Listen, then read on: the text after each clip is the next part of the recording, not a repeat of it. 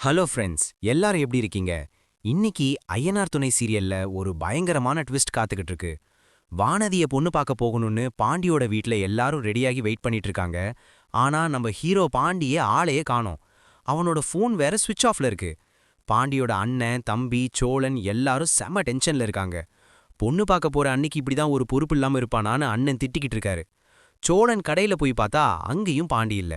இன்னொரு பக்கம் வானதி வீட்ல பாத்தீங்கன்னா, வானதி ரொம்ப ஆசையா ஒரு பக்கம் வெக்கப்பட்டுக்கிட்டு பாண்டி வந்தா காஃபி குடுக்கணும், அவன் கண்ணாலேயே சிக்னல் குடுக்கணும்னு ஏகப்பட்ட கனவுகளோட காத்துக்கிட்டு இருக்கா. ஆனா அங்க அவங்க அண்ணனும் அம்மாவும் அவன் வரமாட்டான், உன்னை கழட்டி விட்டுட்டு எஸ்கேப் ஆயிட்டான்னு சொல்லி வானதிய ரொம்பவே நோகடிக்கிறாங்க.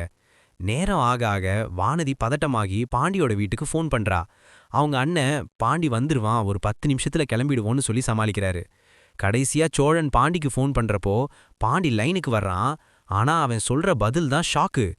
அண்ணே, நான் கொஞ்சம் தள்ளி இருக்கேன், அந்த பொண்ணை பார்க்க போக வேண்டான்னு ரொம்ப அசால்ட்டா சொல்றான். இத கேட்டு சோழன் அப்படியே அதிர்ந்து போய் நிக்கிறான். ஏன் பாண்டி இப்படி பண்றான்? வானதி மேல அவனுக்கு உண்மையாவே காதல் இல்லையா? இல்ல வேற ஏதாவது பெரிய பிரச்சனையில மாட்டிக்கிட்டானா? இல்ல யாராவது அவனை மிரட்டுறாங்களா?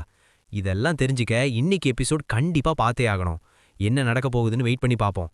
இந்த வீடியோ உங்களுக்கு பிடிச்சிருந்தா லைக் பண்ணுங்க, ஷேர் பண்ணுங்க.